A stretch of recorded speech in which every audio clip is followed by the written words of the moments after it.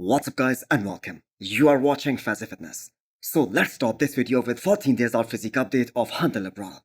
So these words, mass with class, they were widely used for none other than the legend, Leal himself. And Hunter too is now following in his footsteps. Although Hunter has a lot of mass over his father. So in this era, these words are used for guys like Samson Dauda and Andrew Jacked. While looking at these pictures, I think we can use the same words for Hunter as well. So are these the best pictures that we have seen from Hunter ever since he turned pro? I have to say yes they are. And I'm sure most of you guys would agree with that. Just look at those slabs of muscle on Hunter in that front lat spread. This is by far the best Hunter has ever looked. About 2 weeks out of any show that he has ever done. He looks hard, dry and detailed. And they still have plenty of time to go through those final touch-ups to present not only his biggest, but also his best physique ever in Italy. So Hunter wanted to be ready at 2 weeks out, and he has pretty much accomplished that goal. So the ab separation and detail is the only area that hasn't improved that much, although it still looks improved. And this is all about genetics at this point, because some people just cannot have abs, like Hadi Choopan or Andrew Jacked or Nick Walker. So Hunter is gonna stick to his strengths. And if anyone is thinking that just because this is a weak lineup, and Hunter is gonna win this show anyway, even if he shows up at 90%, then that's wrong, because the way he shows up at this show, that will decide how he is gonna stack up against the top 5 at this year's Miss Olympia. So looking at these updates, what do you guys think? Can Hunter crack top 5? Can he beat the likes of Nick Walker? So talking about Italy Pro, as far as Rubiel Mosca is concerned, I guess we have to wait until the official competitors list is out, because we haven't heard a single word from either Rubiel or his current coach Francisco, whether they are doing this show or UK Pro, or are they done for the season.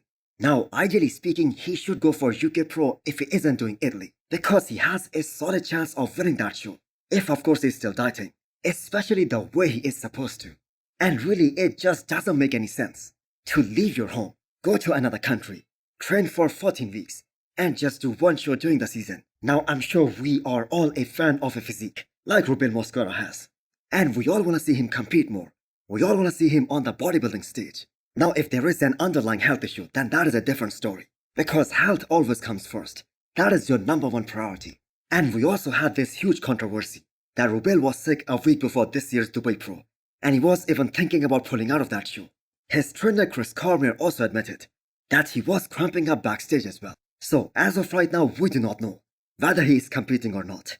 So just 1 more week until that list comes out, and we will know for sure. But I for one would love to see him compete more. So I don't think anyone thought that Michael Krizo is gonna be back in the gym just a couple of days after his surgery. But the man said if he isn't able to train for another few days, he will go insane. So here is Krizo back in the gym, training his legs with a brace. So the complete recovery time will tell how serious was Michael Krizo's injury. Because shoulder injuries can be extremely threatening to any pro bodybuilder. It can be a career-threatening injury. So hopefully that isn't the case with Krizo, as he has been saying that he wants to be fit enough to be able to train in a way that he makes a successful comeback at the Arnold Classic 2025. So this is definitely a difficult time for Krizo, specifically in that perspective, that the look changes altogether in the recovery phase, especially when you have an injury in your upper half and you can only train your lower body. So that really messes up your mind. And we have seen that so many times, that all the bodybuilders, they suffer from muscle dysmorphia. And Krizo being one of the freakiest men in bodybuilding, he is no different. So his presence at this year's Miss Olympia will be missed. Hopefully he recovers fast enough, faster than what the doctors have told him, so that he can start his training the way he wants to, and come back better than ever, and at his all-time best, at the Arnold Classic 2025. Next up, we have less than 7 weeks out physique update of the winning Arnold Classic champion and UK champion in Classic Physique, Wesley Visor. So AJ Kelly asked him a specific question. Is Wesley confident that he can beat the 5 times Classic Physique champion, Chris Bumstead, this year, which might be Chris's last year as a competitive bodybuilder? So the answer was yes, and he has every right to feel that way. I mean, if he is looking this good at 7 weeks out. And the fact that he was able to beat Cbum's biggest rival, Ramon Dino, at this year's Arnold, he should 100% feel this confident. So Ramon's fans from Brazil, they keep talking Wesley as well, and he isn't afraid to speak out his mind. So this is an improved version of Wesley that we are looking at right now, compared to what we saw at this year's Arnold. So he is gonna be the biggest as well as the tallest guy in classic physique division, especially in that first call out. And he has done everything in his power, especially in this off-season, which started after this year's Arnold, to bring his all-time best and really give Chris Bumstead a run for his money. So Wesley is the only guy in that first call out who has no worries about suffering very hard to make that classic physique weight cutoff, because his coach had to give him more food just a few days ago, just because he was getting so close to his weight cutoff already. So I believe this is gonna be an insane battle in classic physique division this year as well. So Wesley needs to beat Ramondino at his best to solidify himself as the future of classic physique. Next up is the update of Keone Pearson, less than 7 weeks out of this year's Miss Olympia. So his first time as the king of that division, and for the first time, feeling that pressure of defending the title, feeling that pressure of everyone chasing him. So Keone did not post a physique update, but at the same time, he sent a message out loud by showing those feathered quads at 7 weeks out that the man is bringing his best. So there is insane amount of detail in his hamstrings, something we have never seen on his physique before. Everything looks bigger in size this year, except for his waistline, which really makes Keone one of the most impressive bodybuilders in this current era of bodybuilding. So looking back at his pictures from Tampa Pro 2018 in classic physique category, where the man placed second, and compare that to now, the size, the symmetry that he has today, that is truly unbelievable.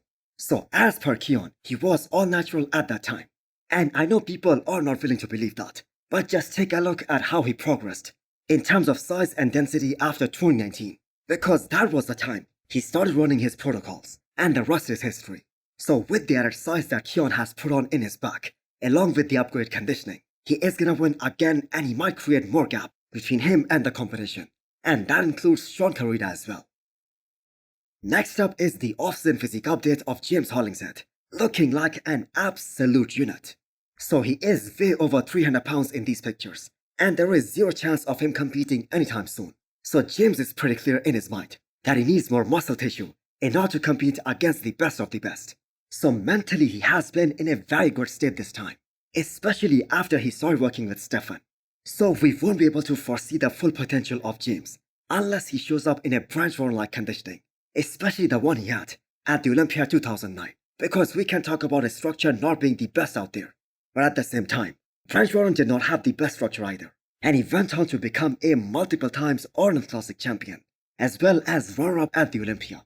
So what we saw from James at this past Arnold, that was just a glimpse of his true brilliance. He peaked himself for both the Arnolds, and he was able to place top 5 as well.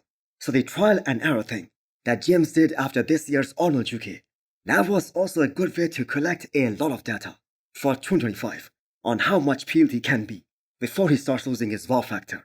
So the Arnold Classic 2025, that will be a great show to make his return. So hit the thumbs up button if you liked the video, and smash the subscribe button if you wanna come back for more. Thanks for watching.